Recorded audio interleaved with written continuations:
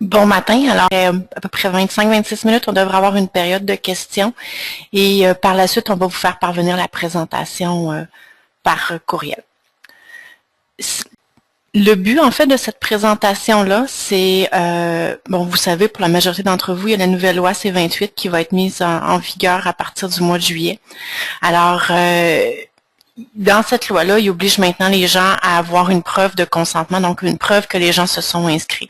Donc, pour vos contacts pour lesquels vous n'avez pas de preuve d'inscription, on a répertorié quelques exemples de messages qui pourraient vous permettre d'aller chercher ces consentements-là pour pouvoir avoir la preuve.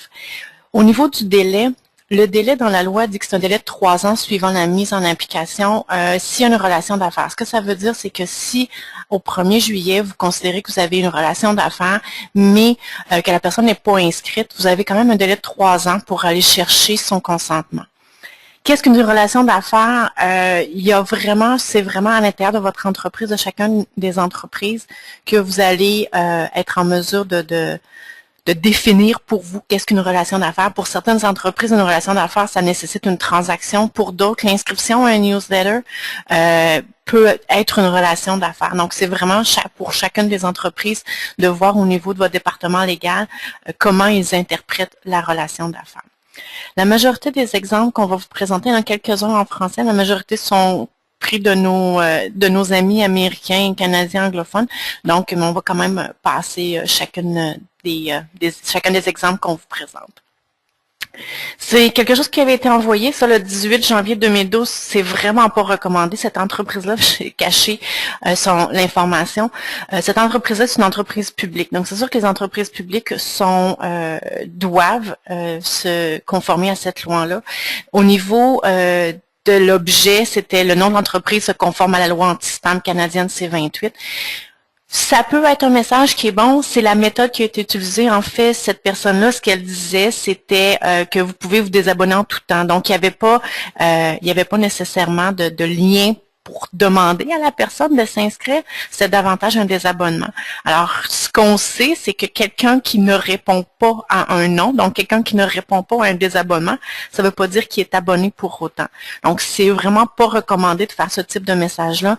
Il faut que la personne vienne faire une action pour confirmer son abonnement, pas qu'on lui demande de faire une action pour se désabonner. Donc, ça, c'est une méthode qu'on favorise pas du tout. Et aussi le ton, donc se conforme à la loi anti-spam canadienne. Dans le fond, nous, ce qu'on dit, c'est que, puis vous allez le voir dans les messages, c'est qu'il faut donner une plus-value. Oui, pour vous, c'est important que les gens se conforment à la loi anti-spam, mais ce qui est d'autant plus important, c'est que vous donniez une plus-value à la personne de continuer. Donc, c'est pas, ce message-ci, dans le fond, c'est juste le bien, c'est juste pour l'entreprise qui fait l'envoi. Alors, ce que vous allez voir dans les exemples, c'est beaucoup des exemples dans lesquels on va donner une plus-value au client, lui expliquer quel est l'avantage d'être inscrit aux envois parce que dans le fond, c'est l'objectif, c'est que la personne fasse une action pour lui et non pour vous. Un autre exemple qu'on a vu, dans le fond, l'objet était « Nous ne voudrions pas vous perdre de vue ». Ça fait quand même un petit bout de ça aussi. C'est une entreprise qui avait envoyé ça en probablement 2012 aussi. Alors, cette entreprise-là, ce qu'elle disait, elle demandait aux gens de venir mettre à jour leurs coordonnées préférences d'envoi à l'infolette. Le ton était pas, dans le fond, le ton était pas clair. C'était pas est-ce que si on fait rien qu'on va être désabonné, est-ce qu'on doit se réabonner? Donc, il y a peut-être un petit peu amélioré le ton, mais il y a surtout, si vous voulez aller chercher plus d'informations sur les gens au niveau de la personnalisation, il y a d'autres méthodes que vraiment de demander aux gens d'aller sur un formulaire de mise à jour de profil, parce que lorsque vous dites, que vous envoyez un message, puis que le seul objectif, c'est de modifier son profil, encore pour la personne qui reçoit le message, il ne voit pas vraiment la plus-value. Donc, dans ce cas-ci, moi, j'avais rien fait. Je pensais être désabonné au bout d'un certain temps et finalement, j'ai continué à recevoir. Donc, c'était pas clair le message à savoir est-ce qu'on devait faire une action pour continuer de recevoir. Mais quand même, ça peut s'intégrer dans un plan de communication, un scénario, par exemple, quelques temps avant lorsque vous avez fait plusieurs tentatives, ce qu'on va en voir, parce que dans le fond, vous pouvez vous monter un scénario avec 5-6 messages, le message 1 qui peut être d'une certaine sorte, le message 2, puis à la fin complètement avoir des tentatives qui sont un petit peu plus agressives, je dirais. Donc, mais c'est juste faire attention peut-être à ce genre de message-ci. Ici, c'est un exemple de Fruits et Passion. Dans le fond, eux, ce qu'ils demandaient, c'est ils envoyaient un courriel aux gens pour dire, ben écoutez, on va vous donner 50% de rabais sur un produit. Si vous voulez demeurer un client VIP, cliquez ici pour confirmer. Donc, dans le fond, la confirmation, là, c'était clair. C'était click to remain a VIP customer. Donc, c'était clair que lorsque la personne a confirmé qu'elle avait accès aux 50%, qu'elle venait de faire une action pour vouloir recevoir. Donc, je sais qu'il avait fait des tests par rapport à deux objets différents et deux contenus, un qui est avec un pourcentage, l'autre qui est avec une valeur monétaire, un 10 de rabais. Donc, vous pouvez aussi, dans ce type de message-là, valider les offres qui sont les plus pertinentes selon votre clientèle. Donc, ici, c'était vraiment un donnant-donnant. Ici, vous voyez, dans le fond, le deuxième message qui avait été envoyé, c'est VIP Customer Important Message. C'était l'objet qui a été utilisé. Il y a eu quelques différences par rapport aux résultats, mais on ne peut pas dire qu'il y en a un qui a eu vraiment une énorme différence de résultats un par rapport à l'autre. Mais vous voyez en bas complètement, le client quand même donne les bénéfices, Fruits et Passion donne les bénéfices de demeurer un client VIP. Donc, c'est une bonne façon de faire. Une autre façon de faire, si vous faites de la livraison, si vous faites du e-commerce, dans le fond, c'est bon, vous pouvez demander de mieux les connaître tout en leur offrant, dans le fond, une livraison. Dans ce cas-ci, c'est une livraison gratuite. Donc, ils demandent aux gens de venir, ils demandent aux gens de leur donner leur information pour leur envoyer plus de communication personnalisée, mais en même temps, ils vont leur offrir une offre. Comme je disais tout à l'heure, c'est vraiment un donnant-donnant encore, c'est que vous donnez vos coordonnées, vous donnez votre consentement, mais en même temps, vous recevez quelque chose. Ici, c'est un exemple, dans le fond, qui pourrait être utilisé dans le cas de vos contacts qui seraient inactifs dans l'application. Je sais que dans notre application OpenFill, je ne sais pas s'il y a certains d'entre vous qui ne connaissaient pas OpenFill, mais dans l'application OpenFill, il y a la possibilité de sortir dans les statistiques de contacts, de sortir les contacts qui n'ont pas ouvert ni cliqué dans les 2, 3, 4 derniers mois, 6 derniers mois. Vous pouvez définir une période aussi. Donc ça, dans le fond, ça pourrait être un message qui pourrait être envoyé à ceux qui n'ont pas fait aucune action. Donc, est-ce que vraiment vous voulez continuer à recevoir nos communications? Et vous voyez, c'est très clair. Lorsque la personne, le bouton est très clair, yes, keep sending me emails, confirm now. Ce qui est important quand on fait des messages comme ça, des emails comme ça, c'est vraiment de mettre des options qui sont cliquables, comme le bouton, comme on voit, mais aussi de mettre du texte cliquable. Parce que si, par exemple, la personne ne télécharge pas les images, ben à ce moment-là, elle ne verra pas qu'il y a un bouton ou qu'il y a une action à faire. Donc, idéalement, le yes, je ne sais pas si c'était cliquable dans ce cas-ci, mais aurait dû être cliquable de cette façon-là. Si la personne ne download pas les images, elle va quand même voir l'objectif, puis elle va quand même pouvoir cliquer dans le message. Donc, c'est un exemple dans le fond, de réengagement. Notre exemple de réengagement. Puis vraiment, vous pouvez jouer avec les objets. Si vous voyez l'autre qu'on avait à It's been a while, still want to receive Macy's email. Celui-ci, c'est Are you still there? Donc, vous pouvez jouer avec les objets. Pas y aller dans disant, êtes-vous toujours intéressé? Pas y aller en disant, bon, mais on vous cliquez pas, puis on veut avoir votre information. Dans le fond, jouer un petit peu avec l'objet pour inciter la personne à ouvrir le message. Ici encore, ce que vous voyez, c'est la possibilité de pouvoir continuer à recevoir les messages, mais également, ça fait la promotion de qu'est-ce qu'on reçoit comme message lorsqu'on s'abonne. Donc, il y a comme une promotion de ce qui est envoyé comme message. Ici, vous avez capturé plus d'informations. C'était un concours qui avait été fait. C'est peut-être pas un concours qui a été fait dans le but d'aller chercher des abonnés qui étaient déjà abonnés, mais vous savez, au niveau des concours, les gens vont être intéressés à donner un petit peu plus d'informations. Fait que ça peut vous permettre non seulement d'aller chercher des consentements, mais également d'aller chercher des coordonnées de certaines personnes, d'aller chercher plus d'informations sur eux. Donc, dans le fond, de faire un concours, c'est une bonne avenue aussi pour, comme je dis, pour aller chercher des consentements. Sonder et s'inscrire. Mais en fait, il y a beaucoup. Ça pourrait être un sondage qui pourrait être sur votre service à la clientèle. Ça peut être un sondage qui est sur votre newsletter. J'ai vu des gens qui ont déjà fait des sondages sur leur newsletter à savoir est-ce que le contenu est pertinent pour vous, est-ce que vous aimez ce qu'on vous envoie.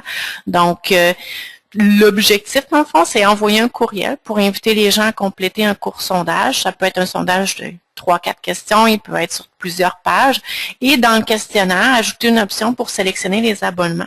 Donc, ça peut être une bonne façon aussi en même temps, plutôt que d'avoir un abonnement, parce que souvent, il y a des gens qui vont avoir un abonnement générique, c'est-à-dire abonnez-vous à nos envois, mais ça peut être une bonne façon aussi d'aller chercher des abonnements spécifiques pour certaines communications. Donc, dire, par exemple, est-ce que vous aimeriez recevoir, parmi ces types de communications, quels sont ceux que vous seriez intéressé à recevoir, si vous voulez mettre en place, dans le fond, d'autres communications. Puis à ce moment-là, ben, lorsque la personne clique pour dire qu'elle serait intéressée à recevoir les communiqués, mais à ce moment-là, vous l'inscrivez seulement à vos communiqués, si elle veut recevoir vos bulletins. Donc, le sondage va vous permettre aussi d'aller chercher l'information sur la satisfaction, mais aussi en posant des questions pas directes non plus, là. Comme je dis depuis le début, c'est important. Il ne faut pas nécessairement dire donnez-nous votre consentement à la loi C-28, mais dans le fond, d'aller chercher plus, d'aller chercher une façon un peu détournée, mais que la personne sait dans le fond là, qu'elle est en train de faire une action d'abonnement. Donc, comme je dis dans le questionnaire, ben, une petite case, une petite section qui dit quelles sont les communications que vous seriez intéressé à recevoir. Puis à ce moment-là, la personne peut cocher. Donc, si vous faites un sondage sur votre newsletter ou vos communications électroniques, la personne à ce moment-là peut vous fournir d'autres abonnements. Ici, c'est un cas qu'on avait fait avec Rona, mais je pense que cette façon de faire-là est une façon de faire qui peut être intéressante, surtout vers la fin. Ce qu'il faut savoir, c'est que, bon, c'est sûr que quand vous allez faire, c'est pour ça qu'on dit que c'est plus un scénario, parce qu'il se peut que il y a certaines actions qui vont vous amener 2% de consentement, d'autres actions vont vous en amener 10% de consentement, d'autres 15, d'autres 5. Dans le fond, l'objectif, c'est de mettre un scénario suivi, si vous voulez, dans le fond, avec plusieurs messages pour aller chercher, dans le fond, à la fin complètement ce consentement-là. Mais, dans le fond, dans ce cas-ci, c'est intercepter le lecteur. Ce que nous, on dit, c'est que c'est sûr qu'il ne faut pas à chaque fois que la personne clique sur un message le faire, mais ce pourrait, par exemple, vous envoyer un email, puis lorsque la personne clique sur le courriel, si la personne n'est pas abonnée, à ce moment-là, on pourrait la diriger vers une page pour lui dire, bon, ben, si vous désirez continuer à recevoir ce type de communication, veuillez cliquer ici. Dans ce cas-ci, c'est un formulaire qui avait été présenté. Ça aurait pu être un formulaire aussi parce que si vous voulez, encore une fois, avoir des options d'abonnement, vous pourriez dire, bon, ben, on voit que vous êtes abonné à telle chose. Est-ce que vous seriez intéressé à être abonné à autre chose? Donc, mais ça pourrait aussi être tout simplement des boutons. Donc, un bouton, ça pourrait être tout simplement une phrase qui dit, bon, mais vous semblez intéressé par nos contenus puisque vous voulez y aller. Désirez-vous continuer à recevoir avec un bouton oui, je veux m'inscrire, je veux continuer et un bouton non plus tard. Donc, lorsque la personne clique sur le bouton plus tard, on la dirige tout simplement vers la page. On pourra soit refaire le même processus sur un autre message ou bien mettre en place là, un autre message qui pourrait aller tenter d'aller chercher son consentement. Donc, au niveau du processus, si on regarde au niveau de la façon de faire du processus, dans le fond, c'est un lien dans le courriel ça pourrait être un ou plusieurs liens dans le courriel. Lorsque la personne est abonnée, on la dirige directement vers la page. Il n'y a pas d'intercepteur. On est en mesure d'identifier que cette personne-là a fourni ses consentements. Donc, on ne veut pas faire ça pour les gens qui n'ont pas fourni de consentement.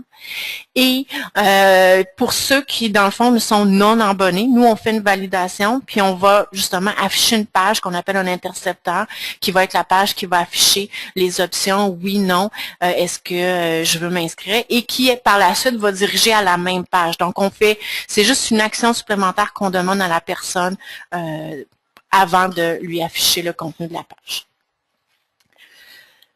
On va y aller dans les... J'ai pas vraiment d'exemple dans ces cas-ci parce qu'on sait qu'on est plus en mode...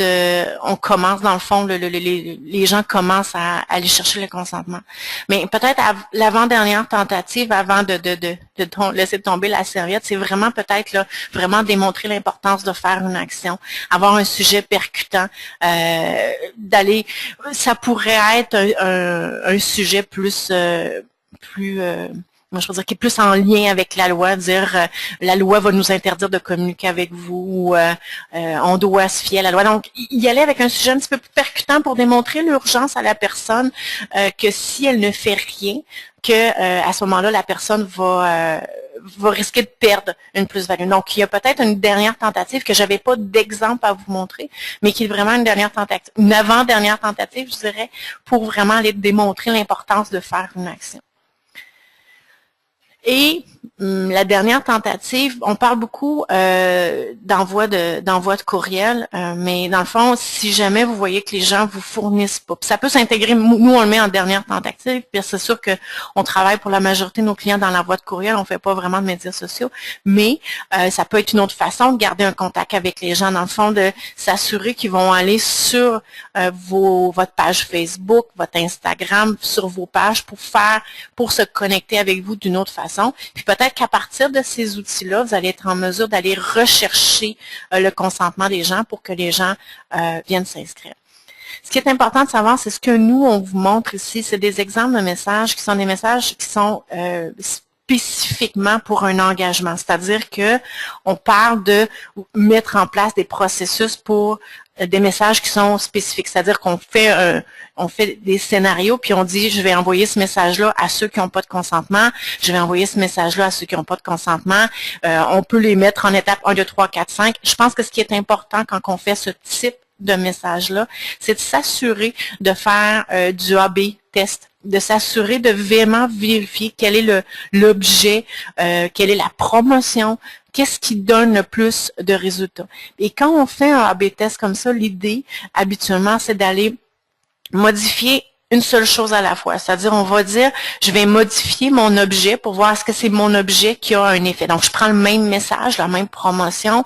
Si on retombe si on suit par exemple celui qu'on avait tout à l'heure de Fruits et Passion. Donc, j'ai la même promotion à 50%, mais je mets deux objets différents. Donc, je vérifie lequel de mes deux objets a le plus de résultats. Une fois que j'ai les résultats de mes objets, à ce moment-là, je peux passer à voir est-ce que ma promotion, est-ce que mon offre. C'est sûr que si on veut faire du A/B test, il faut avoir une masse, un bassin, on peut difficilement le faire pour une centaine de clients, mais quand même, c'est quelque chose qui est intéressant à faire.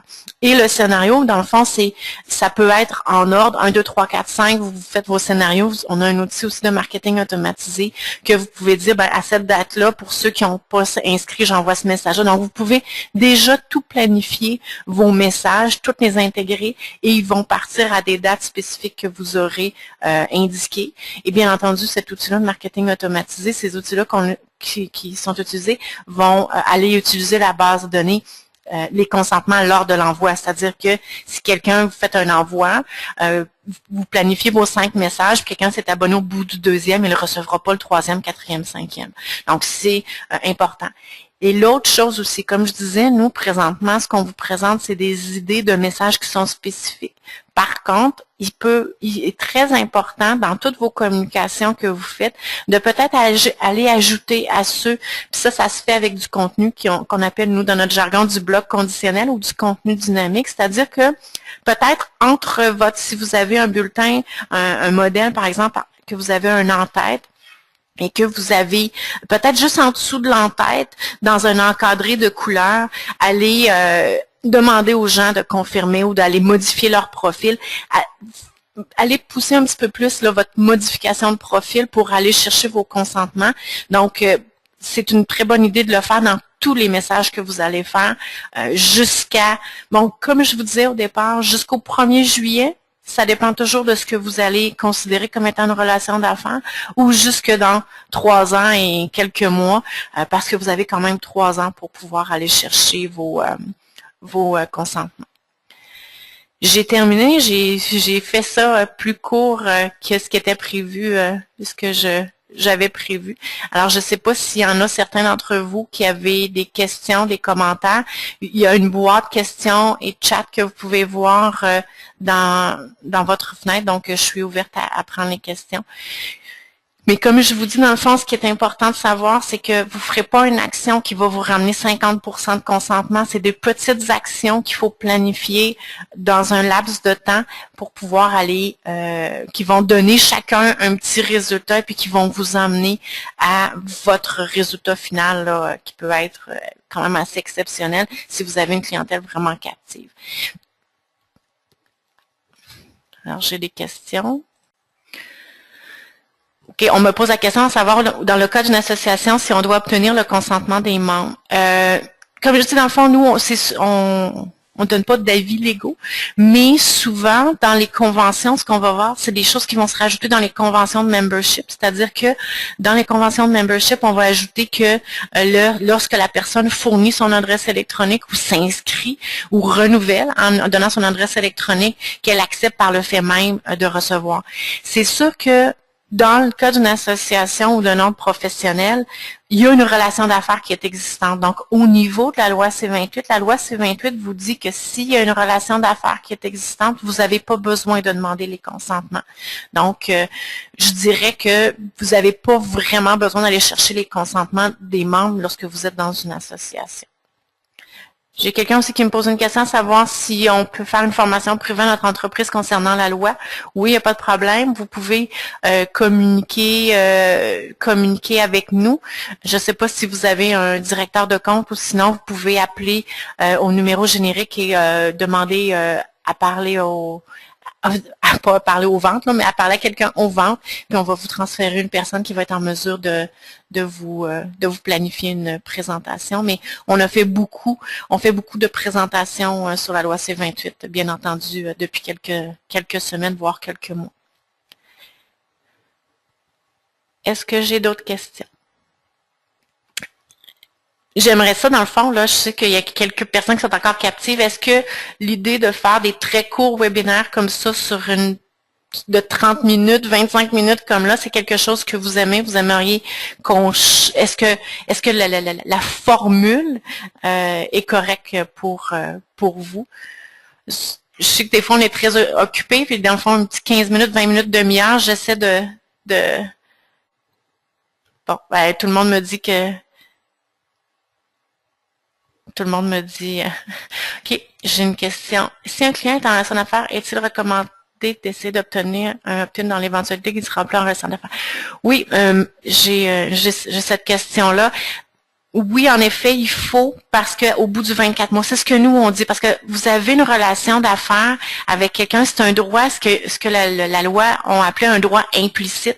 Nous, on dit que ce qui est important, c'est toujours d'aller chercher le droit explicite, parce que ce droit-là va vous donner le droit en dehors des abonnements implicites. Donc, oui, effectivement, allez toujours, là, même si vous avez des consentements implicites, essayez toujours d'aller les transformer en consentement explicite. De cette façon-là, vous n'allez pas perdre de relation, au bout du terme de la relation d'affaires, vous n'allez pas perdre le droit de communiquer. Est-ce correct de comprendre? Oups!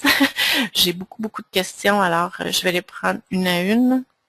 Est-ce correct de comprendre que nous devons avoir une preuve de consentement pour chaque abonné, y compris ceux que j'ai accumulés depuis 99?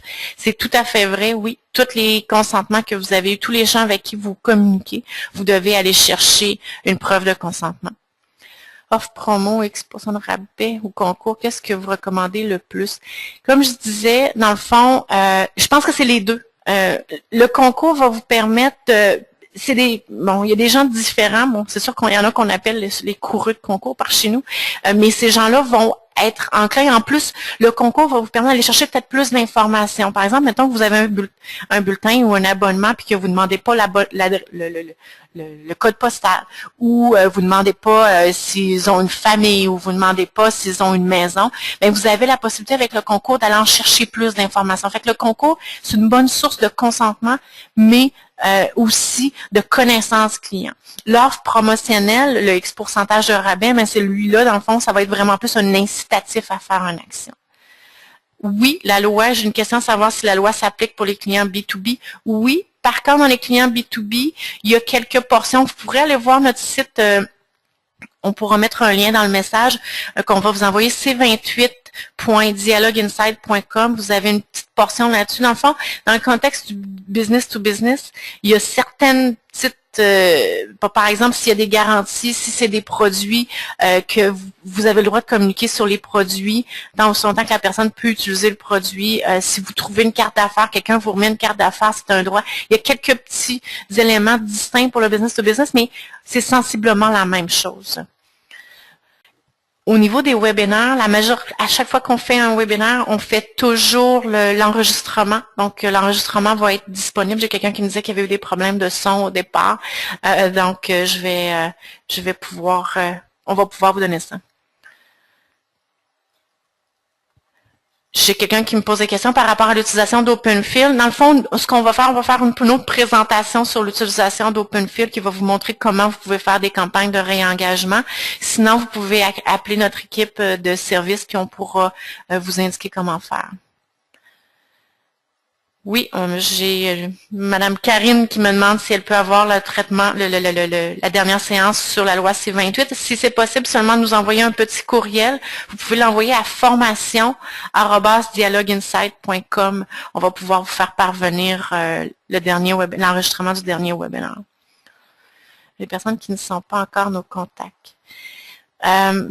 Autant maintenant que dans le passé, il n'y a pas de façon de communiquer avec les personnes avec lesquelles vous n'êtes pas en contact. La sollicitation à froid par courriel, c'est pas dans les bonnes pratiques. Donc, on doit absolument avoir reçu l'information pour pouvoir communiquer avec eux. J'ai certaines personnes qui ont déjà utilisé des listes louées et les résultats sont pas concluants non plus. Donc, c'est vraiment de créer, pour aller chercher des contacts, c'est vraiment des concours, toutes les formes d'acquisition, vos formulaires de demande d'information, tout ce que vous avez comme contact entrant doivent, à partir de maintenant, idéalement, avoir une notion d'abonnement pour que vous puissiez avoir le droit de communiquer avec eux.